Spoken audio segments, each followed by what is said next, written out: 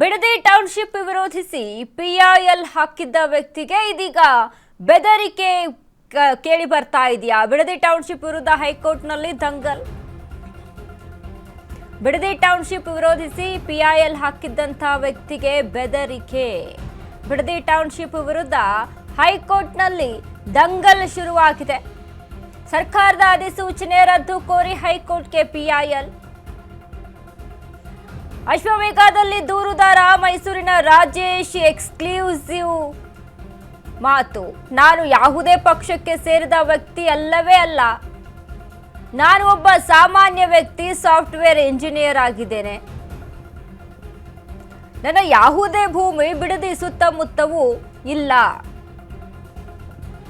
ಆದ್ರೆ ಬಿಡದಿ ವಿಚಾರದಲ್ಲಿ ಸರ್ಕಾರ ನಿಜಕ್ಕೂ ತಪ್ಪು ಮಾಡ್ತಾ ಇದೆ. ಬಲವಂತವಾಗಿ ರೈತರ ಜಮೀನನ್ನ ಕಬಳಿಸಿಕೊಳ್ತಾ ಇದೆ. ಇದನ್ನ ನೋಡಲಾಗದೆ ಸಾರ್ವಜನಿಕ ಹಿತಾಸಕ್ತಿ ಅರ್ಜಿ ಹಾಕಿದ್ದೇನೆ ಅಂತ. ನಾನು ಪಿಐಎಲ್ ಸಲ್ಲಿಸಿದ ಬೆನ್ನಲ್ಲೇ ಅಪರಿಚಿತ ವ್ಯಕ್ತಿಯಿಂದ ಕರೆ ಬಂತು. ಯಾವುದೋ ಹುಡುಗಿಗೆ ಮೋಸ ಮಾಡಿದ್ದೀನಿ ಅಂತ ಕರೆ ಮಾಡಿದ್ರು. ಸ್ಫೋಟಕ ವಿಚಾರ ಬಯಲು ಮಾಡಿದಂತಹ ದೂರುದಾರ ರಾಜೇಶ್ ಪರೋಕ್ಷವಾಗಿ ಧಮಕಿ, ಬೆದರಿಕೆ, ಕರೆ ಬಂದ ಬಗ್ಗೆ ರಾಜೇಶ್ ಮಾಹಿತಿಯನ್ನ ಕೊಟ್ಟಿದ್ದಾರೆ. ಬಿಡದಿ ಟೌನ್ಶಿಪ್ ವಿರೋಧಿಸಿ ಪಿಐಎಲ್ ಹಾಕಿದ್ದಂತಹ ವ್ಯಕ್ತಿಗೆ ಕರೆ ಮಾಡಿ ಬೆದರಿಕೆಗಳು ಬರ್ತಾ ಇರುವಂಥದ್ದು. ಕರೆಯ ಮೂಲಕ ಆಗಿರ್ಬೋದು ಅಥವಾ ಇನ್ನಿತರ ಯಾವುದೋ ಒಂದು ಹುಡುಗಿಯ ಮ್ಯಾಟ್ರನ್ನ ಇಟ್ಕೊಂಡು ಕರೆ ಮಾಡ್ತಾ ಇದ್ದಾರೆ, ಬೆದರಿಕೆ ಹಾಕ್ತಾ ಇದ್ದಾರೆ ಅನ್ನುವಂಥದ್ದನ್ನ ರಾಜೇಶ್ ಹೇಳ್ತಾ ಇದ್ದಾರೆ. ಇನ್ನು ಅಲ್ಲಿ ನನ್ನ ಸುತ್ತಮುತ್ತ, ಬಿಡದಿಯ ಸುತ್ತಮುತ್ತ ನಂದೇನು ಜಮೀನಿಲ್ಲ, ಬಟ್ ಅಲ್ಲಿರುವಂಥ ರೈತರ ಪರವಾಗಿ ನಾನು ಅರ್ಜಿ ಹಾಕಿದ್ದೇನೆ. ರೈತರ ಹಿತಾಸಕ್ತಿಗೋಸ್ಕರ, ಸಾರ್ವಜನಿಕರ ಹಿತಾಸಕ್ತಿಗೋಸ್ಕರ ನಾನು ಈ ಒಂದು ಅರ್ಜಿಯನ್ನು ಹಾಕಿರುವಂಥದ್ದು. ಸರ್ಕಾರ ರೈತರಿಗೆ ಮೋಸ ಮಾಡ್ತಾ ಇದೆ. ಅಲ್ಲಿ ಇರುವಂಥ ರೈತರು ಇದಕ್ಕೆ ಒಪ್ಪಿಗೆಯನ್ನು ಸೂಚಿಸ್ತಾ ಇಲ್ಲ. ಆದರೂ ಕೂಡ ಬಿಡದಿ ಟೌನ್ಶಿಪ್ ವಿಚಾರದಲ್ಲಿ ಬಲವಂತವಾಗಿ ರೈತರ ಜಮೀನನ್ನು ಕಿತ್ಕೊಳ್ತಾ ಇದೆ. ಹಾಗಾಗಿ ನಾನು ಅರ್ಜಿಯನ್ನು ಸಲ್ಲಿಸಿದ್ದೇನೆ. ಸರ್ಕಾರ ನಿಜಕ್ಕೂ ಕೂಡ ತಪ್ಪು ಮಾಡ್ತಾ ಇದೆ. ಈ ವಿಚಾರವಾಗಿ ಬಲವಂತವಾಗಿ ರೈತರ ಜಮೀನನ್ನು ಕಸಿದುಕೊಳ್ತಾ ಇದೆ ಅಂತ ರಾಜೇಶ್ ಮಾತನಾಡಿರುವಂಥದ್ದು. ಸಾರ್ವಜನಿಕರ ಹಿತಾಸಕ್ತಿ ಅರ್ಜಿ ಹಾಕಿದ್ದೇನೆ ಅಂತ ಹೇಳ್ತಾ ಇದ್ದಾರೆ. ಇನ್ನು ಪಿಐಎಲ್ ಹಾಕಿದಂತ ಬೆನ್ನಲ್ಲೇ, ಸಲ್ಲಿಸಿದಂತ ಬೆನ್ನಲ್ಲೇ ಅಪರಿಚಿತರಿಂದ ಕರೆ ಮಾಡುವಂಥದ್ದು, ಯಾವುದೋ ಹುಡುಗಿಗೆ ಮೋಸ ಮಾಡಿದ್ದೀನಿ ಅಂತ ಕರೆ ಮಾಡುವಂಥದ್ದು, ಹೀಗೆ ಒಂದೊಂದಾದಂಥ ಬೆದರಿಕೆ ಕರೆಗಳು ಬರ್ತಾ ಇದ್ದಾವೆ. ಪರೋಕ್ಷವಾಗಿ ಧಮಕಿ, ಬೆದರಿಕೆ ಕರೆ ಬಂದ ಬಗ್ಗೆ ರಾಜೇಶ್ ಮಾಹಿತಿಯನ್ನ ಕೊಟ್ಟಿದ್ದಾರೆ. ಅಶ್ವವೇಗ ನ್ಯೂಸ್ ಜೊತೆ ಮಾತನಾಡಿದ್ದಾರೆ ರಾಜೇಶ್, ಮೈಸೂರಿನ ರಾಜೇಶ್. ಯಾಕಂದ್ರೆ ಈಗ ಬಿಡದಿ ಟೌನ್ಶಿಪ್ ವಿಚಾರಕ್ಕೆ ಸಂಬಂಧಪಟ್ಟಂತೆ ನೋಡಿ, ಒಂದು ಕಡೆ ರೈತರು ಒಪ್ಪಿಗೆಯನ್ನು ಕೊಟ್ಟಿದ್ದಾರೆ, ಬಿಡದಿ ಟೌನ್ಶಿಪ್ ಅಲ್ಲಿ ಅವರ ಜಮೀನನ್ನು ಕೊಡೋದಕ್ಕೆ ಒಪ್ಪಿಗೆಯನ್ನು ಕೊಟ್ಟಿದ್ದಾರೆ ಅಂತ ಅನ್ನುವಂಥ ನಿಟ್ಟಿನಲ್ಲಿ ಸರ್ಕಾರ ಅಲ್ಲಿರುವಂಥ ಜಮೀನನ್ನು ಅಕ್ವೈರ್ ಮಾಡಿಕೊಂಡು ಅಲ್ಲಿ ಹೊಸದಾಗಿ ಏನು AI ತಂತ್ರಜ್ಞಾನ ಆಗಿರ್ಬೋದು, ಈ ರೀತಿ ಹೊಸದಾಗಿ ಕಟ್ಟಡಗಳ ನಿರ್ಮಾಣ ಮಾಡಬೇಕು ಅನ್ನುವಂಥ ನಿಟ್ಟಿನಲ್ಲಿ ಸರ್ಕಾರ ಒಂದು ರೀತಿಯಾಗಿ ಅಲ್ಲಿರುವಂಥ ಜಮೀನನ್ನು ಅಕ್ವೈರ್ ಮಾಡ್ಕೊಳ್ಳೋದಕ್ಕೆ ಮುಂದಾಗಿದೆ. ಈಗ ಆಲ್ರೆಡಿ ಒಂದಿಷ್ಟು ರೈತರ ಅಕೌಂಟಿಗೆ ಹಣ ಹೋಗಿರುವಂಥದ್ದು, ರೈತರ ಆಲ್ರೆಡಿ ಡಾಕ್ಯುಮೆಂಟ್ಸ್ಗಳನ್ನು ಅಲ್ಲಿ ಎಕ್ಸ್ಚೇಂಜ್ ಆಗಿರುವಂಥದ್ದು ಇವೆಲ್ಲವೂ ಕೂಡ ಅಲ್ಲಿ ಕಂಡು ಬರ್ತಾ ಇದೆ. ಬಟ್ ಇದೀಗ ಕೆಲವೊಂದಿಷ್ಟು ರೈತರು ಇದಕ್ಕೆ ವಿರೋಧವನ್ನು ವ್ಯಕ್ತಪಡಿಸ್ತಾ ಇದ್ದಾರೆ. ಎಲ್ಲ ರೈತರು ಕೂಡ ಇದಕ್ಕೆ ಒಪ್ಪಿಗೆಯನ್ನು ಸೂಚಿಸ್ತಾ ಇಲ್ಲ ಅಂತ ಮೈಸೂರಿನ ರಾಜೇಶ್ ಹೇಳಿರುವಂಥದ್ದು. ಬಲವಂತವಾಗಿ ರೈತರ ಜಮೀನನ್ನು ಕಸಿದುಕೊಳ್ಳುವಂಥ ಪ್ರಯತ್ನ ಆಗ್ತಾ ಇದೆ. ಹೀಗಾಗಿ ಸಾರ್ವಜನಿಕರ ಹಿತಾಸಕ್ತಿಯಿಂದ ನಾನು ಪಿಐಎಲ್ ಸಲ್ಲಿಸಿದ್ದೇನೆ. ಪಬ್ಲಿಕ್ ಇಂಟ್ರೆಸ್ಟ್ ಲಿಟ್ರೇಜೇಷನ್ ಅನ್ನುವಂಥ ವಿಚಾರಕ್ಕೆ ಸಂಬಂಧಪಟ್ಟಂತೆ ನಾನು ಪಿಐಎಲ್ ಅನ್ನು ಸಲ್ಲಿಸಿದ್ದೇನೆ ಅಂತ ಅಲ್ಲಿ ರಾಜೇಶ್ ಅವರು ಹೇಳ್ತಾ ಇರುವಂಥದ್ದು. ಪಬ್ಲಿಕ್ ಅಂದರೆ ಸಾರ್ವಜನಿಕರ ಹಿತಾಸಕ್ತಿಗೋಸ್ಕರ ನಂದು ಯಾವುದೇ ರೀತಿಯಾದಂಥ ಜಮೀನಿಲ್ಲ, ಅಲ್ಲಿ ಜಮೀನಿಲ್ಲ ಅಂತ ಅಂದರೂ ನಾನು ಜನರಿಗೋಸ್ಕರ ಇರುವಂಥ ರೈತರಿಗೋಸ್ಕರ ಧ್ವನಿಯನ್ನು ಎತ್ತಿ ಅಲ್ಲಿ ಅರ್ಜಿಯನ್ನು ಸಲ್ಲಿಕೆ ಮಾಡಿದ್ದೇನೆ. ಈ ಅರ್ಜಿ ಸಲ್ಲಿಸಿದ ಮೇಲೆ ಬೆದರಿಕೆಯ ಕರೆಗಳು ಬರ್ತಾ ಇದ್ದಾವೆ.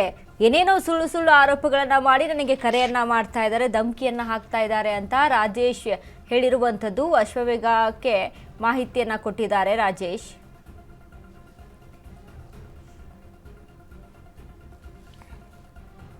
ಈಗಾಗಲೇ ನೋಡಿ ಬಿಡದಿ ಟೌನ್ಶಿಪ್ ವಿಚಾರದಲ್ಲಿ ಯಾವಾಗ ಈಗಾಗಲೇ D K Shivakumar versus Kumaraswamy ನಡೀತು, ಆನಂತರ D K Shivakumar versus Nikhil Kumaraswamy ಅಂತ ಅಂದರೆ ದಳಪತಿಗಳು, ಡಿ ಕೆ ವರ್ಸಸ್ ದಳಪತಿಗಳು ಇಲ್ಲಿ ವಾರ್ ಫೈಟ್ ನಡೀತಾನೆ ಇದೆ ಈ ಒಂದು ವಿಚಾರಕ್ಕೆ ಸಂಬಂಧಪಟ್ಟಂತೆ. ಯಾಕಂದರೆ ಇಲ್ಲಿ ರೈತರು ಇದಕ್ಕೆ ವಿರೋಧವನ್ನು ವ್ಯಕ್ತಪಡಿಸ್ತಾ ಇದ್ದಾರೆ. ಹಾಗಾಗಿ ಯಾರೂ ಕೂಡ ರೈತರ ಜಮೀನನ್ನು ಕಬಳಿಕೆ ಮಾಡ್ಕೊಳ್ಕೂಡ್ದು ಅನ್ನುವಂಥ ನಿಟ್ಟಿನಲ್ಲಿ.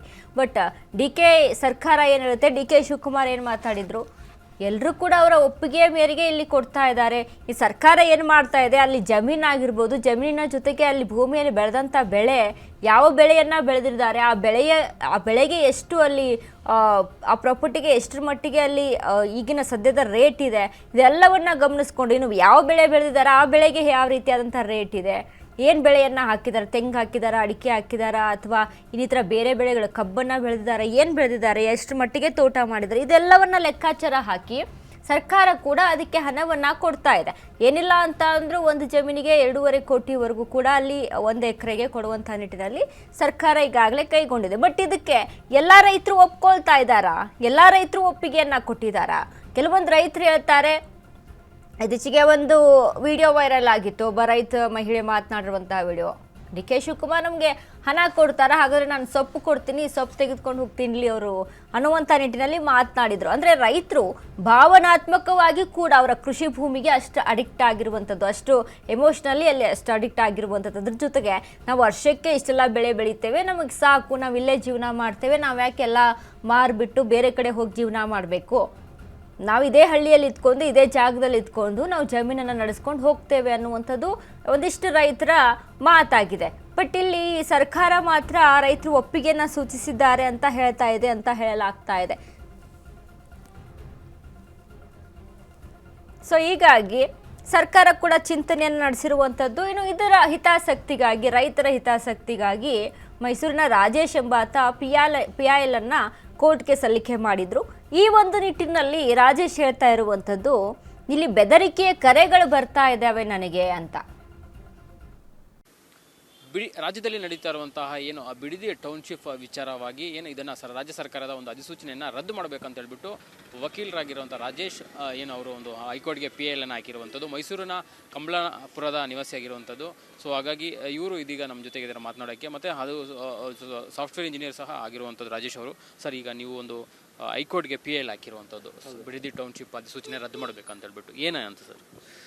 ಒಂದು ವಿಚಾರ ಈಗಾಗಲೇ ನಿಮ್ಮೆಲ್ಲರೂ ತಿಳಿದಿರುವಂಥದ್ದು, ಕರ್ನಾಟಕ ರಾಜ್ಯ ಸರ್ಕಾರ ಒಂದು ನೋಟಿಫಿಕೇಷನ್ನ ಹೊರಡಿಸಿದೆ.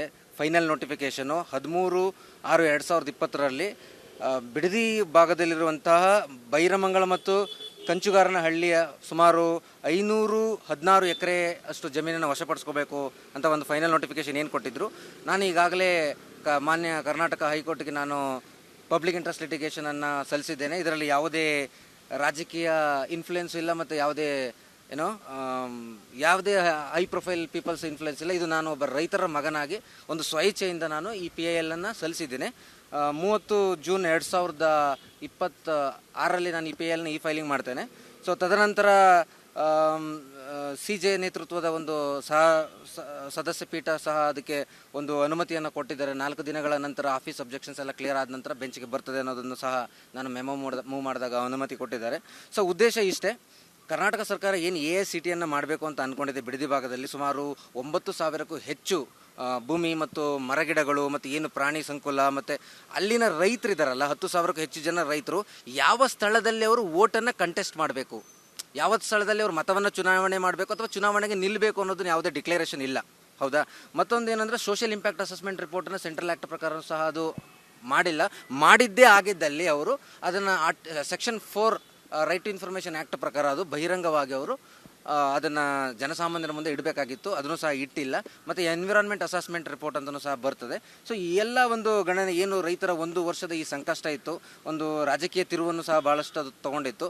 ಸೊ ನನ್ನ ಗಮನಕ್ಕೆ 1 ವರ್ಷದಿಂದ ಬಂದಿರಲಿಲ್ಲ. ಇದು ನನ್ನ ಒಂದು ದುರಾದೃಷ್ಟ. ಏನಂದರೆ 1 ವರ್ಷದಿಂದ ಇದು ನನ್ನ ಗಮನಕ್ಕೆ ಬಂದಿಲ್ಲ. ಯಾಕಂದರೆ ನಾನು ಸೋಷಿಯಲ್ ಮೀಡಿಯಾದಲ್ಲಿ ಆ್ಯಕ್ಟಿವ್ ಇಲ್ಲ, ಜೊತೆಗೆ ನಾನು ಒಬ್ಬ ಸಾಫ್ಟ್ವೇರ್ ಇಂಜಿನಿಯರ್ ಆಗಿ ನನ್ನಾಯಿತು ನನ್ನ ಕೆಲಸ ಆಯಿತು ಅನ್ನೋದಿದ್ದೆ. ಯಾವಾಗ ಒಂದು ಮಾಧ್ಯಮದ ಮಿತ್ರರ ಒಂದು ಸಂದರ್ಶನಕ್ಕೆ ನನ್ನ ಒಂದು ವೈಯಕ್ತಿಕ ವಿಚಾರಕ್ಕೆ ಹೋದಂಥ ಸಂದರ್ಭದಲ್ಲಿ ಅವರು ಬಿಡದಿ ಭಾಗಕ್ಕೆ ಒಂದು ಸಾಫ್ಟ್ವೇರನ್ನು ನೀವು ತಯಾರಿಸಿ ಅನ್ನುವಂಥ ಸಂದರ್ಭದಲ್ಲಿ ನನಗೆ ಈ ಒಂದು ವಿಚಾರಗಳು ಮತ್ತು ಏನು ಸ್ಟ್ರೈಕ್ ಮಾಡ್ತಾ ಇದ್ದಾರೆ, ರೈತರ ಸಂಕಷ್ಟ ಮತ್ತು ರೈತರಿಗೆ ಏನು ಅಲ್ಲಿ ನೋವನ್ನು ಉಂಟು ಮಾಡ್ತಾ ಇದ್ದಾರೆ ಮತ್ತು ಫೋರ್ಸ್ಫುಲ್ ಆಗಿ ಯಾರನ್ನೂ ಸಹ ಕಿತ್ಕೊಳ್ಳೋಕ್ಕಲ್ಲ. ರೈಟ್ ಟು ಪ್ರಾಪರ್ಟಿ ಮತ್ತು ರೈಟ್ ಟು ಲೈವ್ಲಿಹುಡ್ ಅನ್ನೋದು ಒಂದು ಭಾರತೀಯ ಸಂವಿಧಾನದಲ್ಲಿ ಭಾಳ ಸ್ಪಷ್ಟವಾಗಿದೆ ಮತ್ತು ಕರ್ನಾಟಕ ರಾಜ್ಯದ ಮತ್ತು ಭಾರತ ದೇಶದ ಎಲ್ಲ ಪ್ರಜೆಗಳ ಹಕ್ಕು ಅದು. ಫಂಡಮೆಂಟಲ್ ಡ್ಯೂಟೀಸ್ ಅಂತ ನಾವು ಕರಿತೀವಿ. ಇವತ್ತು ನಮ್ಮ ಪರಿಸರ, ಇವತ್ತು ನೋಡಿ ಕೋವಿಡ್ ಸಂದರ್ಭದಲ್ಲಿ ಎಷ್ಟು ಜನ ಆಕ್ಸಿಜನ್ ಇಲ್ದೇ ತೀರ್ಕೊಂಡ್ರು.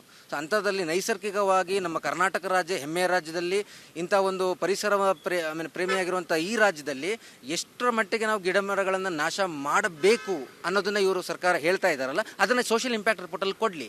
ಮತ್ತು ಎಷ್ಟು ಕುಟುಂಬಗಳು ಸ್ಥಳಾಂತರ ಮಾಡ್ತಾರೆ, ಅವರು ಎಲ್ಲಿಗೆ ಹೋಗಬೇಕು, 2028ರಲ್ಲಿ ಯಾವ ಜುರಿಸ್ಟಿಕ್ಷನಿಂದ ಅವರು ಮತವನ್ನು ಚಲಾಯಿಸಬೇಕಾಗ್ತದೆ, ಈ ಎಲ್ಲ ಮಾಹಿತಿಯನ್ನು ಅವರು ಬಿಡುಗಡೆ ಮಾಡಿದ್ರೆ ಅಷ್ಟು ಸುಲಭವಾಗಿ ಅಕ್ವೈಸೇಷನ್ ಮಾಡೋದು ಕಾನೂನು ಬಾಹಿರ ಅಂತ ನನ್ನ ಈ ವಾದವನ್ನು ನಾನು ನ್ಯಾಯಾಲಯದಲ್ಲಿ ಮಂಡಿಸ್ತಾ ಇದ್ದೀನಿ. ಜೊತೆಗೆ ಈಗ ಇನ್ನೊಂದೇನಂದ್ರೆ, ಹೇಳಿ ನೀವು ಮೈಸೂರಿನವರು, ಓಕೆ, ಬಿಡದಿ ವಿಚಾರಕ್ಕೆ ನಿಮ್ದೇ ಏನಾದರೂ ಪ್ರಾಪರ್ಟಿ ಏನಾದ್ರು ಇತ್ತಾ? ನಿಮ್ಮ ಒಂದು ವಿಚಾರ ಅದೊಂದು ಏನು ಸ್ಪಷ್ಟನೆ ಮಾಡ್ತೀರಾ ನೋಡಿ, ಒಂದು ಸ್ಪಷ್ಟನೆ ತಿಳಿಸ್ತೀನಿ. ನಾವು ಕಂಪಲಾಪುರ ಗ್ರಾಮ, ಪಿರಿಯಾಪಟ್ಟಣ ತಾಲೂಕು, ಮೈಸೂರು ಡಿಸ್ಟಿಕ್ಕು, ಬಿಡದಿಯಲ್ಲಿ ಯಾವುದೇ ಪ್ರಾಪರ್ಟಿ ಇಲ್ಲ, ಯಾವುದೇ ರೈತರುಗಳು ನಮ್ಗೆ ಇನ್ನೂ ಕನೆಕ್ಟ್ ಇಲ್ಲ. ಮತ್ತು ಎಲ್ಲದಕ್ಕಿಂತ ಹೆಚ್ಚಾಗಿ ಏನು ಅಂದರೆ, ಈ ವಿಚಾರ ನನಗೆ ಈ ಮುಂಚೆಲೇ ಗೊತ್ತಿದ್ರೆ ನಾನು ಈಗಾಗಲೇ PIL ಫೈಲ್ ಮಾಡ್ತದೆ. ಸೊ ನನಗೆ ಪಾರ್ಟಿ ಇನ್ ಪರ್ಸನ್ ಆಗಿ ಈಗಾಗಲೇ IAS ಅಧಿಕಾರಿಗಳ ವಿರುದ್ಧ ಹಾಕಿ ಎಂಟ್ರಿ ಮಾಡಿ ತೊಗೊಂಡಿರುವಂಥ ಒಂದು ಪ್ರಾಕ್ಟೀಸ್ ಇದೆ. ಸೊ ಆ ನಿಟ್ಟಿನಲ್ಲಿ ನಾನು ಒಂದು ಧೈರ್ಯ ಮಾಡಿ, ಒಂದು ಯಾರು ಮುಂದೆ ಬಂದಿರಲ್ವಲ್ಲ ಹಾಗೆ ಒಂದು ಧೈರ್ಯ ಮಾಡಿ ಒಂದು ಕಾನೂನು ಮಧ್ಯಪ್ರವೇಶ ಆಗಲಿ ಅನ್ನೋ ದೃಷ್ಟಿಯಿಂದ ನಾನು ಬಂದಿದ್ದೇನೆ ಹೊರತು. ಸೊ ಇಲ್ಲಿ ಆರ್ಟಿಕಲ್ 227 ಇನ್ವೋಕ್ ಮಾಡ್ತಾ ಇದ್ದೀವಿ. ಅಂದರೆ ಈಗ ಏನು ನಾನು ರಿಟ್ ಪಿಟಿಷನ್ನ ಸಲ್ಲಿಸ್ತಾ ಇದ್ದೀನಿ ಮಾನ್ಯ ನ್ಯಾಯಾಲಯಕ್ಕೆ. ಸೊ ಬೈ ಚಾನ್ಸ್ ನನ್ನ ರಿಟ್ ಪಿಟಿಷನಲ್ಲಿ ಏನಾದ್ರು ಸಣ್ಣ ಪುಟ್ಟ ಲೋಪದೋಷಗಳಿದ್ದರೆ ಅದನ್ನು ಕರ್ನಾಟಕ ನ್ಯಾಯಾಲಯವೇ ಸಹ ಆರ್ಟಿಕಲ್ 227 ಎಕ್ಸ್ಟ್ರಾರ್ಡಿನರಿ ಜುರಿಸ್ಡಿಕ್ಷನ್ ಇರ್ತದೆ, ಅವರಿಗೆ ಕಂಪ್ಲೀಟ್ ಪವರ್ ಇರ್ತದೆ, ಸರ್ಕಾರವನ್ನು ಪ್ರಶ್ನೆ ಮಾಡ್ಬೋದು ಮತ್ತು ಯಾವುದೇ policy in accordance with constitution ಅನ್ನೋದನ್ನು ಅವರು ಪ್ರಶ್ನಿಸ್ಬೋದು. ಆ ನಿಟ್ಟಿನಲ್ಲಿ ಆರ್ಟಿಕಲ್ 226, 227 ಫೈಲ್ ಮಾಡಿದ್ದೀನಿ. ನನ್ನ ಯಾವುದೇ ವೈಯಕ್ತಿಕ ಇಂಟ್ರೆಸ್ಟ್ ಆಗಲಿ, ಕಮರ್ಷಿಯಲ್ ಇಂಟ್ರೆಸ್ಟ್ ಆಗಲಿ ಮತ್ತು ಇಲ್ಲ, ನಾನು ಈಗಾಗಲೇ ಎಲ್ಲ ಪಾನ್ ಕಾರ್ಡ್ ಡೀಟೇಲ್ಸ್ ಏನೇನು ಬೇಕು ಆಲ್ರೆಡಿ ಹೈಕೋರ್ಟ್ಗೆ ನಾನು ಸಲ್ಲಿಸಿದ್ದೇನೆ. ಇವತ್ತು ಕೂಡ ಫಿಸಿಕಲ್ ಕಾಪಿಯನ್ನು ನಾನು ಸಲ್ಲಿಸ್ತಾ ಇದ್ದೇನೆ. ಸೊ ಹಾಗಾಗಿ ಈ ಫೈಲಿಂಗ್ ಸಿಸ್ಟಮ್ದು ಒಂದು ದೊಡ್ಡ ಮಟ್ಟದ ಸಮಸ್ಯೆಯನ್ನು ನಾನು ಎದುರಿಸ್ತೆ. ಯಾಕಂದರೆ ಒಬ್ಬರು ಸಾಫ್ಟ್ವೇರ್ ಇಂಜಿನಿಯರ್ ಆಗಿ ನಾವು ಈ ಫೈಲಿಂಗ್ ಥ್ರೂ ಮಾಡಿದ್ದೀವಿ. ಸೊ ಅದನ್ನು ಅವರು ಗಣನೆಗೆ ತಗೊಳ್ಳಿಲ್ಲ. ಸೊ ಹಾಗಾಗಿ ನಾವು ಈಗ ಫಿಸಿಕಲಿ ಫೈಲ್ ಮಾಡ್ತಾ ಇದ್ದೀನಿ ಅದೇ ಕಾಪಿನ. ಸೊ ನೋಡಬೇಕು ಕರ್ನಾಟಕ ಸರ್ಕಾರದ ನಡೆನುಡಿಯನ್ನು ಹೈಕೋರ್ಟ್ ಯಾವ ರೀತಿಯಲ್ಲಿ ಪ್ರಶ್ನೆ ಮಾಡ್ತಾರೆ. ಓಕೆ ಸರ್, ಈಗ ಈ ಒಂದು ಬಿಡದಿ ಟೌನ್ಶಿಪ್ ವಿಚಾರವಾಗಿ ಸಾಕಷ್ಟು ಮರಗಳು ಸಹ ಕಡಿತಾರೆ, ಸಾಕಷ್ಟು ಪ್ರಾಣಿಗಳು ಹೋಮ ಆಗುತ್ತೆ ಮತ್ತು ರೈತರು ಜಮೀನನ್ನು ಸಹ ಕಳೆದುಕೊಳ್ತಾರೆ. ಸೊ ಈಗಿರುವಂಥ ಸಂದರ್ಭದಲ್ಲಿ ಈಗ ನೀವು ಒಂದು ಅಲ್ಲಿನ ನಿವಾಸಿ ಅಲ್ಲ ಮತ್ತು ಅಲ್ಲಿ ನಿಮ್ಮ ಜಮೀನಿಲ್ಲ, ನೀವು ಬಂದು PIL ಹಾಕಿದ್ದಾರೆ. ಈಗ ಪ್ರತಿಯೊಬ್ಬರು ಅಲ್ಲಿರುವಂಥ ಎಲ್ಲ ನಿವಾಸಿಗಳಿಗೂ ಸಹ PIL ಹಾಕಿದ್ರೆ ಪ್ರತಿ ಮನೆಯಿಂದನೂ ಏನಾಗುತ್ತೆ? ಕೋರ್ಟ್ ಅದನ್ನು ಸ್ವೀಕಾರ ಮಾಡುತ್ತಾ? ಏನಾಗುತ್ತೆ? ಒಂದು ವಿಚಾರವನ್ನು ಸ್ಪಷ್ಟಪಡಿಸ್ತೀನಿ. ನನಗೆ ತಿಳಿದ ಮಟ್ಟ ನಾಲೆಜ್ ಪ್ರಕಾರ ಪಬ್ಲಿಕ್ ಇಂಟ್ರೆಸ್ಟ್ ಲಿಟಿಗೇಷನ್ ಅಂದರೆ ಯಾವುದೇ ವೈಯಕ್ತಿಕವಾದ ಬೆನಿಫಿಟ್ ಇರೋ ಹಾಗಿಲ್ಲ ಮತ್ತು ಯಾವುದೇ ರಾಜಕೀಯ ಇನ್ವಾಲ್ವ್ಮೆಂಟ್ ಇರೋ ಹಾಗಿಲ್ಲ ಮತ್ತು ಎಲ್ಲದಕ್ಕಿಂತ ಹೆಚ್ಚಾಗಿ ಯಾವುದೇ ಕಮರ್ಷಿಯಲ್ ಇಂಟ್ರೆಸ್ಟ್ ಇರೋ ಹಾಗಿಲ್ಲ. ಇದನ್ನು ವೈಯಕ್ತಿಕವಾಗಿ ಸ್ವಇಚ್ಛೆಯಿಂದ ಜನರ ಹಿತಾಸಕ್ತಿಯಾಗಿ ಇದನ್ನು ಫೈಲ್ ಮಾಡಬೇಕವೇನ. ಯಾವುದೇ ಪ್ರಾಪರ್ಟಿ ಇದ್ದರೆ ಅವರು ಇಂಡಿವಿಜುವಲ್ ರಿಟ್ ಪಿಟಿಷನನ್ನು ಫೈಲ್ ಮಾಡ್ಕೋಬೋದು.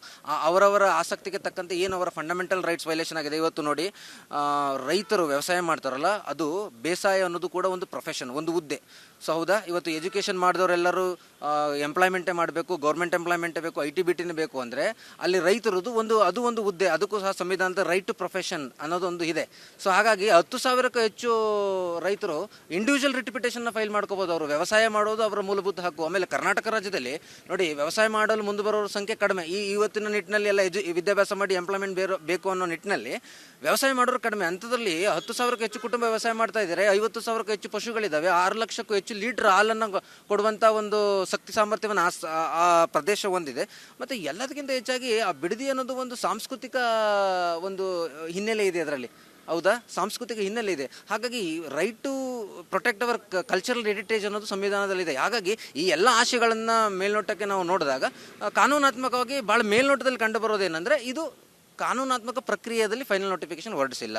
ಒಂದು ವೇಳೆ ಅವರು ಸೋಷಿಯಲ್ ಇಂಪ್ಯಾಕ್ಟ್ ಅಸೆಸ್ಮೆಂಟ್ ರಿಪೋರ್ಟ್ ಆಗಿರ್ಬೋದು ಅಥವಾ ಎನ್ವಿರಾನ್ಮೆಂಟ್ ಅಸೆಸ್ಮೆಂಟ್ ರಿಪೋರ್ಟ್ ಆಗಿರ್ಬೋದು ಅಥವಾ 80% ಹೆಚ್ಚು ರೈತರು ಒಪ್ಕೊಂಡಿದ್ದಾರೆ ಅನ್ನೋದನ್ನು ಅವ್ರು ಹೇಳೋದಾದರೆ, ಈ 9,000 ಎಕರೆಯನ್ನು ಅವ್ರು ಅಕ್ವೈರ್ ಮಾಡ್ತಾ ಇರೋದು, 9,000 ಎಕರೆಯಲ್ಲೂ ಅಕ್ವೈರ್ ಮಾಡೋದ್ರಲ್ಲೂ ಅವರು 80% ರೈತರು ಒಪ್ಕೊಂಡಿದ್ದಾರೆ. ಆಮೇಲೆ ಎಲ್ಲದಕ್ಕಿಂತ ಹೆಚ್ಚಾಗಿ ಇದು ದಾಖಲೆ ಮಟ್ಟದಲ್ಲಿ ಇರುವಂಥದ್ದಲ್ಲ. ಇದು ನೋಡಿ, ಓತ್ ಸಿಸ್ಟಮ್ ಅಂತ ಇದೆ ಇವಾಗ ನಮ್ಮಲ್ಲಿ. ಇವಾಗ ರೈತರು ಅಂದರೆ ಅದರಲ್ಲಿ ಎಲ್ಲರೂ ಲಿಟ್ರೇಟ್ ಇರಲ್ಲ, ಎಲ್ಲರೂ ವಿದ್ಯಾಭ್ಯಾಸ ಮಾಡಿರ್ತಾರೆ ಅಂತಲೇ ಇರಲ್ಲ. ಏನೋ ಒಂದು ಹಾಕಪ್ಪ ನಿಂಗೆ ದುಡ್ಡು ಬರ್ತದೆ ಅಂದರೆ ಸೈನ್ ಹಾಕ್ಬಿಟ್ಟಿರ್ತಾರೆ. ಹೌದಾ, ಆ ನಿಟ್ಟಿನಲ್ಲಿ ನೋಡೋದಾದರೆ ಇದನ್ನು ನ್ಯಾಯಾಲಯ ಕೂಲಂಕುಷವಾಗಿ ಕಾನೂನುಬದ್ಧವಾಗಿ ಪರಿಶೀಲನೆ ಮಾಡಬೇಕು.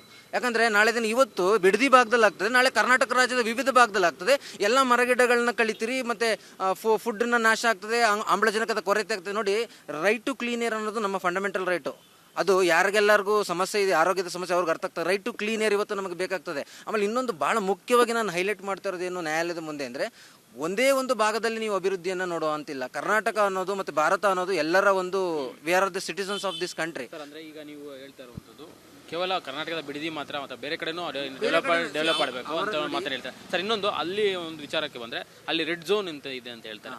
ರೆಡ್ ಝೋನು ಮತ್ತು ಈ ರೆಡ್ ಝೋನು ಯಾವ ರೀತಿ ಬರುತ್ತೆ, ಮತ್ತು ಈ ಗ್ರೀನ್ ಝೋನ್ ಅಂತಾರಲ್ಲ, ಈ ರೆಡ್ ಝೋನು ಗ್ರೀನ್ ಝೋನ್ ಏನು ಅದ್ರ ಬಗ್ಗೆ ಹೇಳ್ತೀರಾ ಅಂತ? ಇದ್ರ ಬಗ್ಗೆ ಭಾಳ ಸ್ಪಷ್ಟವಾಗಿ ನಿಮಗೆ ಹೇಳೋದಾದರೆ, ಆ ಸಂದರ್ಭದಲ್ಲಿ ಏನು 20 ವರ್ಷದ ಹಿಂದೆ ಸನ್ಮಾನ್ಯ ಮುಖ್ಯಮಂತ್ರಿಗಳು ಏನು ಅದನ್ನು ರೆಡ್ ಝೋನ್ ಅಂತ ಡಿಕ್ಲೇರ್ ಮಾಡಿದರು, ಆ ಸಂದರ್ಭದಲ್ಲಿ ತಂತ್ರಜ್ಞಾನದ ಅಭಿವೃದ್ಧಿ ಇರಲಿಲ್ಲ. ಮತ್ತು ಅವ್ರು ಏನು ಡಿಕ್ಲೇರ್ ಮಾಡಿದ್ರಲ್ಲ, ಸೊ ಅದು ರೆಡ್ ಝೋನ್ ಅಂತ ನೀವು ಮಾಡಿಬಿಟ್ರೆ ಅದನ್ನು ನೀವು ಒಬ್ರಿಗೆ ಮಾರಂಗಿಲ್ಲ, ಒಬ್ರಿಗೆ ಬರೆಯಂಗಿಲ್ಲ, ಸೊ ಅಲ್ಲಿ ಫಲವತ್ತತೆ ಇಲ್ಲ ಅನ್ನೋದನ್ನೇ ಡಿಕ್ಲರೇಷನ್ ಆಗಿರೋಂಥದ್ದು ಅದು. ಸೊ ಅದನ್ನು ಯಾರೂ ಸಹ 20 ವರ್ಷದವರೆಗೂ ಪ್ರಶ್ನೆ ಮಾಡಲಿಲ್ಲ ಇದುವರೆಗೂ. ಯಾವಾಗ ಅದು ಬುಡಕ್ಕೆ ಬಂತು ಆವಾಗ ಮಾತ್ರ ಸ್ಟ್ರೈಕ್ ಮಾಡ್ತಾ ಇದ್ದಾರೆ. ಅದನ್ನು ಅವತ್ತೇ ಪ್ರಶ್ನೆ ಮಾಡಿಬಿಟ್ಟಿದ್ರೆ ಇವತ್ತು ಈ ಸಂದರ್ಭ ಬಹುಶಃ ಕರ್ನಾಟಕ ರಾಜ್ಯದ ರೈತರಿಗೆ ಎದುರಾಗ್ತಿರ್ಲಿಲ್ವನೋ. ಸೊ ನಮ್ಮ ಕರ್ನಾಟಕ ರಾಜ್ಯದ ರೈತರಿಗೆ ನಾನೇನು ಮನವಿ ಮಾಡ್ತೀನಿ, ಎಲ್ಲಿ ನಿಮ್ಮ ಹಕ್ಕುಗಳು ಉಲ್ಲಂಘನೆ ಆಗ್ತದೆ ಆಗ ನೀವು ಎಲ್ಲರೂ ಜೊತೆಯಾಗಿ ಧ್ವನಿ ಎತ್ತಿ ನಿಲ್ಲಬೇಕು. ಅದು ಪಕ್ಷಪಾತವಾಗಲ್ಲ ಅಥವಾ ನೀವು ರಾಜಕೀಯವಾಗಿ ಅದು ದುರುಪಯೋಗ ಮಾಡ್ಕೊಳ್ಳೋಂಥದ್ದಲ್ಲ. ಒಂದು ಎಲ್ಲಿ ನಿಮ್ಮ ಹಕ್ಕುಗಳು ಉಲ್ಲಂಘನೆ ಆಗ್ತದೆ, ನಾನು 20 ವರ್ಷದಿಂದ ನಾನು 9 ವರ್ಷ ವಯಸ್ಸು ನನಗೆ, ಈಗ ನನಗೆ 29 ವರ್ಷ. ಸೊ ಹಾಗಾಗಿ ನಾನು ಹೇಳ್ತಾ ಇರೋದ್ರೆ ರೆಡ್ ಝೋನ್ ಡಿಕ್ಲೇರ್ ಮಾಡಿದ್ದಾರೆ. ಸೊ ಅದು ನಾನು ಒಂದು ಹೇಳ್ತೀನಿ, ಅದನ್ನು ಸಹ ಚಾಲೆಂಜ್ ಮಾಡ್ತಾ ಇದ್ದೀನಿ ನಾನು. ಸೊ ಅದನ್ನು ಸಹ ನಾನು ಭಾಳ ಹೈಲೈಟ್ ಮಾಡ್ತಾ ಇದ್ದೀನಿ ಮಾನ್ಯ ನ್ಯಾಯಾಲಯದ ಮುಂದೆ, ಯಾಕಂದ್ರೆ ಅದು ದೊಡ್ಡ ಮಟ್ಟದ ಫಂಡಮೆಂಟಲ್ ರೈಟ್ಸ್ ವೈಲೇಷನ್ ಅದನ್ನು. ಸೊ ರೆಡ್ ಝೋನ್ ಅಂದರೆ ಏನಿರುತ್ತೆ ಏನಿರಲ್ಲ, ಮತ್ತು ರೈತರು ಅದನ್ನು ಏನು ಮಾಡ್ಬೋದು ಏನು ಮಾಡ್ಬಾರ್ದು ಸರ್? ಒಂದು ವಿಚಾರವನ್ನು ಸ್ಪಷ್ಟಪಡಿಸ್ತೀನಿ ಸರ್. ನೋಡಿ, ಕರ್ನಾಟಕ ರಾಜ್ಯದಲ್ಲಿ ಇವತ್ತು ಪ್ರಪಂಚನೇ ತಗೊಳ್ಳೋದಾದರೆ ಆಹಾರದ ಹಾಹಾಕಾರ ಇದೆ, ಹೌದಾ? ಅಂಥದ್ರಲ್ಲಿ ನಮ್ಮ ಹೆಮ್ಮೆಯ ಕರ್ನಾಟಕದಲ್ಲಿ ನಾವು ರೈತರು ಇಷ್ಟು ಗುಣಮಟ್ಟದ ತೆಂಗು ಬೆಳೀತಾ ಇದ್ದಾರೆ, ಅಡಿಕೆ ಬೆಳೀತಾ ಇದ್ದಾರೆ, ಮತ್ತು ಫಲವತ್ತಾದಂಥ ಭೂಮಿ ಅದು. ಅಲ್ಲಿ ನೋಡಿ, ಆ ಫಲವತ್ತಾದಂಥ ಭೂಮಿನ ನೀವು ಯಾವ ನೀರನ್ನ ಬಿಟ್ಟು ನೀವು ಅದನ್ನು ಫಲವತ್ತತೆನ ಹಾಳು ಮಾಡಿರೋದು ಅಲ್ವಾ? ಯಾರು ಬಿಟ್ಟಿರೋದು? ಅದು ಯಾರು ಬಿಟ್ಟಿರೋದು? ಕರ್ನಾಟಕದ ರೈತರು ಬಿಟ್ಕೊಂಡಿರೋದು ಅದನ್ನು. ಭೂಮಿಯಿಂದ ರೈತರು ಬಿಟ್ಕೊಂಡ್ರೆ ಅದನ್ನು ಯಾರು ಬಿಟ್ಟಿರೋದು? ಅದು ಅದನ್ನೆಲ್ಲ ನೀವು ವಿಶ್ಲೇಷಣೆ ಮಾಡಬೇಕಾಗುತ್ತೆ. ನೀವು ನಾಯಕರನ್ನು ನೀವು ಚುನಾವಣೆಯಲ್ಲಿ ನೀವು ಆಯ್ಕೆ ಮಾಡಬೇಕಾದ್ರೆ, ನಾನು ಜನರಲಾಗಿ ಮಾತಾಡ್ತೀನಿ, I am not belongs to any party. So ನೀವು ನಾಯಕರನ್ನ ನೀವು ನೀವು ಸೆಲೆಕ್ಟ್ ಮಾಡ್ತಿರಲ್ಲ, ಅವಾಗ ನೀವು ಭಾಳ ಯೋಚನೆ ಮಾಡಬೇಕಾಗ್ತದೆ. ನಮ್ಮ ಪ್ರಾಂತ್ಯವನ್ನು ನಾಶ ಮಾಡ್ತಾ ಇರೋವಂಥದ್ದು ನಿಟ್ಟಿನಲ್ಲಿ ಯಾರಿದ್ದಾರೆ ಅನ್ನೋದನ್ನು ನೀವು ಯೋಚನೆ ಮಾಡಬೇಕಾಗ್ತದೆ. ಸೊ ಬರೀ 2, 3, 4 ಪಕ್ಷಗಳ ಪರವಾಗಿ ವಿರುದ್ಧವಾಗಿ ನೀವು ನಡೆನುಡಿ ಇರಲಿ ಅಂತ ನಾನು ಹೇಳೋಕ್ಕೆ ಇಷ್ಟಪಡಲ್ಲ. ಬಟ್ ಇಲ್ಲಿ ನಾನು ಸ್ಪಷ್ಟವಾಗಿ ಈ ವಿಚಾರವಾಗಿ ಹೇಳೋದಾದ್ರೆ, ಪಬ್ಲಿಕ್ ಇಂಟ್ರೆಸ್ಟ್ ಲಿಟಿಗೇಷನಲ್ಲಿ ಕಾನೂನಿನಲ್ಲಿ ಸಂಪೂರ್ಣವಾದ ಪ್ರಾವಿಷನ್ಸ್ ಇದೆ, ಸಂವಿಧಾನದಲ್ಲಿ ಸಂಪೂರ್ಣವಾದ ಪ್ರಾವಿಷನ್ಸ್ ಇದೆ. ಸೆಂಟ್ರಲ್ ಆ್ಯಕ್ಟ್ಗೆ ಎಲ್ಲರೂ ತಲೆಬಾಗಬೇಕು. ಇವತ್ತು ಪೊಲೀಸ್ ಡಿಪಾರ್ಟ್ಮೆಂಟೇ ಭಾರತೀಯ ನ್ಯಾಯ ಸಂಹಿತ, ಭಾರತೀಯ ಸುರಕ್ಷಾ ಸಂಹಿತ, ಭಾರತೀಯ ಸಾಕ್ಷ್ಯ ಅಧಿನಿಯಮಕ್ಕೆ ಅವರು ತಲೆಬಾಗಿ ಅವರು ಆ ನಿಯಮಗಳನ್ನು ಪಾಲನೆ ಮಾಡ್ತಾರೆ ಅಲ್ವಾ? ಅದೇ ನಿಟ್ಟಿನಲ್ಲಿ ಇಲ್ಲೂ ಸಹ LARR ಆ್ಯಕ್ಟ್ ಅಂತ ಇದೆ. ಏನು?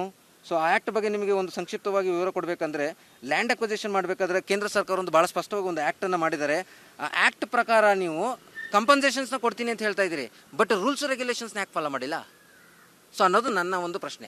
ಸೊ ಆಮೇಲೆ ಇನ್ನೊಂದು, ಅವರದೇ ಆದ ಒಂದು ಕಮಿಟಿ ಮಾಡ್ಕೊಂಡಿದ್ದಾರೆ. ಅವರೇ ಆದ ಒಂದು ಕಮಿಟಿ ಮಾಡಿಕೊಂಡು ಅವ್ರು ಏನು ಹೇಳಿದ್ದಾರೆ, ಬೇರೆ ಕರ್ನಾಟಕ ರಾಜ್ಯದ ಬೇರೆ ಬೇರೆ ಭಾಗಗಳಲ್ಲೂ ಸಹ ಇವಾಗ ಫಲವತ್ತತೆ ಇಲ್ದಿರುವಂಥ ಪ್ರದೇಶಗಳಲ್ಲಿ ಇಂಡಸ್ಟ್ರಿಯಲೈಸೇಷನ್ ಮಾಡ್ಬೋದು. AICT ನೋಡಿ ಸರ್, ಕರ್ನಾಟಕ ರಾಜ್ಯದಲ್ಲಿ ನಾನೊಬ್ಬ ಇಂಜಿನಿಯರಾಗಿ ಏನು ಹೇಳೋಕ್ಕೆ ಇಷ್ಟಪಡ್ತೀನಿ ಅಂದರೆ, ನೀವು AICT ತರೋದು ತಪ್ಪು ಅಂತ ಯಾರು ಹೇಳ್ತಾ ಇಲ್ಲ. ಬಟ್ ಆದರೆ ಫಲವತ್ತಾದಂಥ ಭೂಮಿ ಮತ್ತು ಅಷ್ಟು 10,000 ಕುಟುಂಬಗಳ ವ್ಯವಸಾಯವನ್ನು ನಾಶ ಮಾಡುವಂಥದ್ದು, ಮತ್ತು ಆಮೇಲೆ ಅವರ ಸಿಟಿಸನ್ಶಿಪ್ನ ಕಿತ್ಕೊಂಡಂಗೆ ಅದು. ಅವರು 2028ರಲ್ಲಿ ಯಾರನ್ನ ನಾಯಕ ಅಂತ ಕರ್ಕೊಳ್ತಾರೆ, ಅಥವಾ 2028ರಲ್ಲಿ ಯಾವ ಜುರಿಸ್ಟಿಕ್ಷನಲ್ಲಿ ಅವರು ಮತವನ್ನು ಚಲಾಯಿಸ್ತಾರೆ ಅನ್ನೋದೇನಾದ್ರು ಡಿಕ್ಲೇರ್ ಮಾಡಿದ್ದಾರೆ?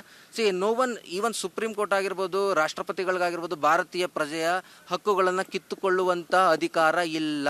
ಸರ್, ಈಗ ಇನ್ನೊಂದೇನೆಂದರೆ ರೆಡ್ ಝೋನು ಅಂತ ಆಗಿರೋಂಥದ್ದು, ಅದು ಗ್ರೀನ್ ಝೋನು ಅದು ಏನು ಸರ್, ಯಾವ ರೀತಿ ವರ್ಕ್ ಆಗುತ್ತೆ? ಸರ್, ನಾನು ಒಂದು ಸ್ಪಷ್ಟವಾಗಿ ಹೇಳ್ತೀನಿ ಸರ್, ಮಾನ್ಯ ಹೈಕೋರ್ಟ್ ಇದನ್ನು ಗಣನೆಗೆ ತಗೊಂಡು ಯಾವ ರೀತಿ ಪರಿಶೀಲನೆ ಮಾಡ್ತಾರೆ ಅನ್ನೋದನ್ನು ನಾವು ಕಾದು ನೋಡಬೇಕಾಗ್ತದೆ.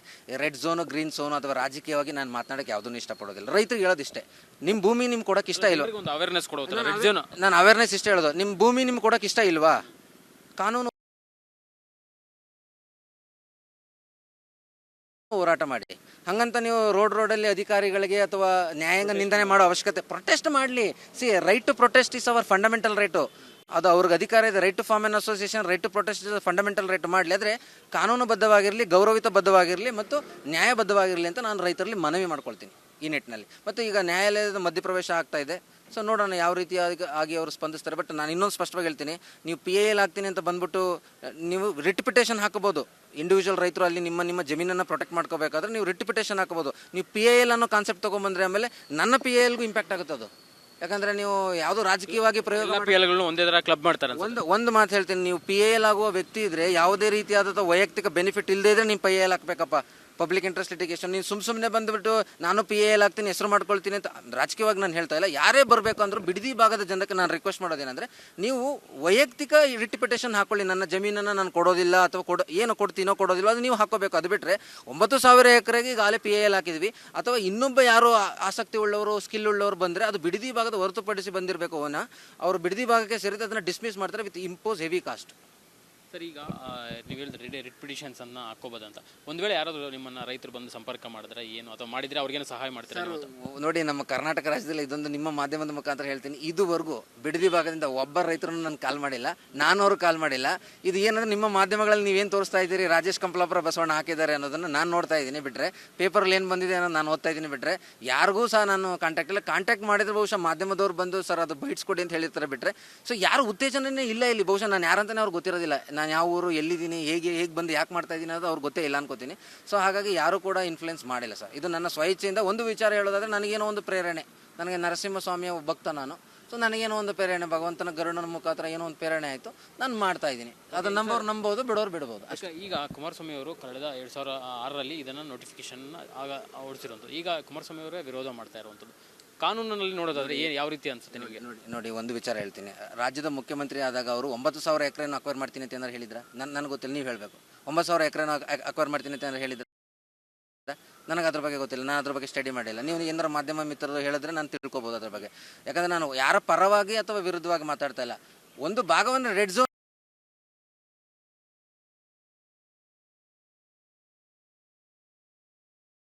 ಹೊಂದಿದರೆ ಅವ್ರಿಗೆ ಬಹುಶಃ ನೋಡಿ, ಕಾಲಕಾಲಕ್ಕೆ ತಕ್ಕಂತೆ ಕಾನೂನುಗಳು ಸಹ ಬದಲಾಗ್ತವೆ. ನೋಡಿ, ಸಂವಿಧಾನವನ್ನು 1947ರಲ್ಲಿ ನಮ್ಮ ಹೆಮ್ಮೆಯ ಬಾಬಾ ಸಾಹೇಬ್ ಅಂಬೇಡ್ಕರ್ ಅವರು ಬರೆದಿದ್ದಾರೆ, ಅವರ ಒಂದು ತಂಡ, ಹೌದಲ್ವಾ? ಇವತ್ತು ಆಧುನಿಕ ತಂತ್ರಜ್ಞಾನ ಇದೆ. ಸುಮಾರು 10-15 ವರ್ಷದ ಹಿಂದೆ ಇಷ್ಟು ತಂತ್ರಜ್ಞಾನ ಮುಂದಿದೆ. ಅದನ್ನೆಲ್ಲ ನಾವು ಅಡಾಪ್ಟ್ ಮಾಡ್ಕೊಂಡ್ರೆ ಇವತ್ತು ಜುಡಿಷಿಯಲ್ ಸಿಸ್ಟಮಲ್ಲಿ 2 ವರ್ಷ 7 ವರ್ಷ ನಾವು ಕಾಯೋ ಅವಶ್ಯಕತೆನೇ ಇಲ್ಲ. ಅದನ್ನ ಯಾಕೆ ಅಡಾಪ್ಟ್ ಮಾಡ್ತಾರೆ? ನೀವು ACT ಕೊಡ್ತೀನಿ ಅಂತ ಇರಲ್ಲಪ್ಪ. ಇಲ್ಲಿ ಕೇಸ್ ಹಾಕಿದ್ರೆ ಒಂದು ಎಂಪ್ಲಾಯ್ಮೆಂಟ್ ಟರ್ಮಿನೇಷನ್ ಸೋಷಿಯಲ್ ಮೀಡಿಯಾದಲ್ಲಿ ಮಾಡಿದ್ರೆ 2 ವರ್ಷ ಕಾಯ್ಬೇಕಾತ ಕೇಸ್ ಏರ್ ಆಗಬೇಕಾದ್ರೆ. ನೀವು ಇಲ್ಲಿ ಫಸ್ಟ್ AI ಮಾಡಿ, ಜುಡಿಷಿಯಲ್ ಸಿಸ್ಟಮಲ್ಲಿ AI ಮಾಡಿ. ಎಷ್ಟೋ ಗೌರ್ಮೆಂಟ್ ವೆಬ್ಸೈಟಲ್ಲಿ ಇವತ್ತು ಸಹ ಮುಖ್ಯಮಂತ್ರಿ ಯಾರು ಅಂದರೆ ಸಿದ್ದರಾಮಯ್ಯ ಅವರು ಫೋಟೋ ತೋರಿಸ್ತಾ ಇದೆ, ಕೆಳಗಡೆ ಕುಮಾರಸ್ವಾಮಿ ಅವರು ತೋರಿಸ್ತಾ ಇದೆ. ಸೊ ನಾನು ಹೇಳೋ ನಿಟ್ಟಿನಲ್ಲಿ ಏನಂದರೆ, ನೀವು ಫಸ್ಟ್ ಎಕ್ಸಿಸ್ಟಿಂಗ್ ಏನು ಸಮಸ್ಯೆಗಳಿದೆ ಅದನ್ನು ಫಿಕ್ಸ್ ಮಾಡಿ. ACT ತನ್ನಿ ಇಲ್ಲ ಅಂತ ಹೇಳಲ್ಲ. ಎಲ್ಲಿ ಫಲವತ್ತಾದ ಭೂಮಿ ಇಲ್ಲ ಮತ್ತು ಎಲ್ಲಿ ರೈತರು ಒಪ್ಕೊಳ್ತಾರೆ ಅಲ್ಲಿ ನೀವು ಮಾಡಬೇಕಾಗ ಬಿಟ್ಟರೆ, ಬಲವಂತದಿಂದ ಫೋರ್ಸಿಂದ ಏನು ಬ್ರಿಟಿಷರ ಕಾಲದಲ್ಲಿ ನಡೀತಿದ್ದಲ್ಲ ಆ ರೀತಿ ಮಾಡಿದ್ರೆ ಪ್ರಜಾಪ್ರಭುತ್ವಕ್ಕೆ ಬೆಲೆ ಇಲ್ಲ. ಇನ್ನೊಂದು, ಈಗ ಬಿಡದಿ ಟೌನ್ಶಿಪ್ ವಿಚಾರದಲ್ಲಿ ಎಕರೆಗೆ 2 ಕೋಟಿಯಿಂದ 2.5 ಕೋಟಿ ತನಕ ಫಿಕ್ಸ್ ಮಾಡಿರುವಂಥದ್ದು, ಈ ಒಂದು ಪ್ರೈಸನ್ನು ಗೌರ್ಮೆಂಟ್ ಫಿಕ್ಸ್ ಮಾಡಿರುವಂಥದ್ದು. ಇದ್ರ ಬಗ್ಗೆ ನೀವೇನು ಹೇಳ್ತಾರೆ? ಈ ರೀತಿ ರೇಟ್ ಫಿಕ್ಸ್ ಮಾಡಿರುವಂಥದ್ದು ಎಷ್ಟು ಅಂತ? ನೋಡಿ, ಒಂದು ಕಡಿಮೆನಾ ಜಾಸ್ತಿನಾ ಅಂತ ನಾನು ಒಂದು ಮಾತು ಹೇಳ್ತೀನಿ. ಒಬ್ಬ ರೈತನ ಪ್ರೊಫೆಷನ್ಗೆ ನೀವು ಬೆಲೆ ಕಟ್ಟಕ್ಕೆ ಯಾರ್ರೀ? ರೈತನ ಪ್ರೊಫೆಷನ್ ನಾನು ಮಾತಾಡ್ತಿದ್ದೀನಿ ಅಂದರೆ ಅವನ ಹುದ್ದೆ, ಅದು ಅವನು ಬೇಸಾಯ ಮಾಡೋದು ಅವನ ಹುದ್ದೆ. ಅದರಿಂದ ಎಷ್ಟು ಜನಕ್ಕೆ ಆಹಾರ ಸಿಗ್ತದೆ, ಎಷ್ಟು ಜನಕ್ಕೆ ಆರೋಗ್ಯವಾದಂಥ ಒಂದು ಸಮಾಜ ಸೃಷ್ಟಿಯಾಗ್ತದೆ. ನೀವು 2 ಕೋಟಿ ಕೊಡ್ತೀನಿ, 4 ಕೋಟಿ ಕೊಡ್ತೀನಿ, 2 ಕೋಟಿ 4 ಕೋಟಿ ಎಷ್ಟು ದಿನ ಇರ್ತದೆ ಸರ್? ಅದು ರೈತರಿಗೆ ಬಿಟ್ಟಿದ್ದು. ನಾನು ಹೇಳೋದಿಷ್ಟೇ, ನಾನು ಪರಿಸರವನ್ನು ಗಣನೆಗೆ ತಗೊಂಡು ಮತ್ತು ಅಲ್ಲಿನ ಜನಸಾಮಾನ್ಯರ ಹಕ್ಕುಗಳನ್ನು ಯಾಕೆ ಕಿತ್ಕೊಳ್ತೀರಿ? ಸರ್ಕಾರ, ಕರ್ನಾಟಕ ಸರ್ಕಾರ ಆಗಲಿ ಅಥವಾ ಭಾರತ ಸರ್ಕಾರ ಹೇಳಿದಾರ ಅಲ್ಲಿ ಮೈಗ್ರೇಷನ್ ಮಾಡಿ ಜನರು 2028ಗೆ ಯಾವ ಕ್ಷೇತ್ರದಿಂದ ಚುನಾವಣೆಯನ್ನು ಮತದಾನವನ್ನು ಮಾಡಬೇಕಂತ ಡಿಕ್ಲೇರ್ ಮಾಡಿದ್ದಾರೆ, ಬಂದಿದೆ ಸರ್. ಮತ್ತು ನೀವು ಸಿಟಿಜನ್ಶಿಪ್ ಕಿತ್ಕೊಂಡಂಗೆ ತಾನೇ ಅವ್ರದ್ದು. ಈಗ ಕರ್ನಾಟಕ ರಾಜ್ಯ ಆಗಲಿ ಭಾರತ ದೇಶ ಆಗಲಿ, ಈಗ ನಾನೊಬ್ಬ ಸಾಮಾನ್ಯ ಪ್ರಜೆ, ನಾನು ಸಿಟಿಜನ್ ಏನು, ನಾನು ಯಾರನ್ನ ಕೇಳ್ತೀನಿ? ನಮ್ಮ ರೆಪ್ರೆಸೆಂಟೇಟಿವ್ ಕೇಳ್ತೀನಿ, ನಾನು ವೋಟ್ ಹಾಕ್ತೀನಿ, 5 ವರ್ಷಕ್ಕೊಂದ್ಸಲ ವೋಟ್ ಹಾಕ್ತೀನಿ, ಲೆಜಿಸ್ಲೇಟಿವ್ ಫಾರ್ಮೇಷನ್ ಆಗುತ್ತೆ. ನನಗೆ ವೋಟಿನ ರೈಟ್ಸೇ ಕಿತ್ಕೊಳ್ತೀರಲ್ಲ ನೀವು. 10,000 ಕುಟುಂಬಕ್ಕೂ ವೋಟಿಂಗ್ ರೈಟ್ಸೇ ಕಿತ್ಕೊಂಡಂಗಲ್ವಾ? ಅದು ಯಾವ ಭಾಗದಿಂದ ಅವರು ಚುನಾವಣೆಯನ್ನು ಅವರು ಕಂಟೆಸ್ಟ್ ಮಾಡಬೇಕಾಗುತ್ತೆ ಅಥವಾ ಚುನಾವಣೆಯಲ್ಲಿ ವೋಟಿಂಗ್ ಮಾಡಬೇಕಾಗುತ್ತೆ? ಅದನ್ನೇನಾದ್ರು ಸರ್ಕಾರ ಡಿಕ್ಲೇರ್ ಮಾಡಿದೆಯಾ? ಕಾನೂನಲ್ಲಿ ನಾವು ಅದನ್ನೇ ಕೇಳ್ತಾರೆ. You do not have a rights to take the citizenship of the people. ಈಗ ವೋಟ್ ಮಾಡೋದು ಸಿಟಿಜನ್ಶಿಪ್ ಇದ್ದಂಗೆ, ಅದನ್ನು ಕಿತ್ಕೊಳ್ಳೋ ಅಧಿಕಾರ ಇಲ್ಲ ಅಂತ ನಾನು ಹೇಳ್ತಾ ಇದ್ದೀನಿ. ಸರ್, ಈಗ ಜನರು, ಬಿಡದಿ ಜನರು ಈಗ ಅವರ ಭೂಮಿಯನ್ನು ಅವರೇ ಉಳುಮೆ ಮಾಡಬೇಕು ಮತ್ತು ಅವ್ರ ಹತ್ರ ಇಟ್ಕೋಬೇಕಂದ್ರೆ ಏನು ಮಾಡಬೇಕು? ಭಾಳ ವೆರಿ ಸಿಂಪಲ್ಲು.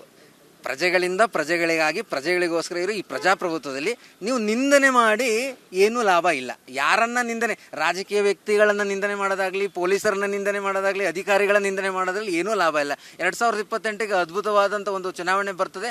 ನಿಮ್ಮ ನಾಯಕರನ್ನ ನೀವು ಕಂಡುಕೊಳ್ಳಿ. ನಿಮ್ಮ ಗ್ರಾಮದಲ್ಲಿ, ನಿಮ್ಮ ತಾಲೂಕಿನಲ್ಲಿ, ನಿಮ್ಮ ಏನು ಕಾನ್ಸ್ಟಿಟ್ಯೂಯೆನ್ಸಿಲಿ ಇರ್ತಾರೆ, ನಿಮ್ಮ ನಾಯಕರನ್ನ ನೀವು ಕಂಡುಕೊಳ್ಳಿ. ನೀವು ಅದನ್ನು ಚಲಾಯಿಸ್ಬೋದು. ನೋಡಿ, ಈಗ ಅವರ ಫೋರ್ಸ್ಫುಲ್ಲಾಗಿ ಅಕ್ವೈರ್ ಮಾಡಿದ್ರು. 2028ಗೆ ನಾನೇ ಫಾರ್ಮೇಷನ್ಗೆ ನಾನೇ ಚೀಫ್ ಮಿನಿಸ್ಟರ್ ವಾಪಸ್ ಕೊಡೋ ರೈಟ್ಸ್ ಇದೆ. ಏನು ಮಾಡೋರಿದ್ದಾರೆ? ಯಾರು ತಡೆಯೋರಿದ್ದಾರೆ?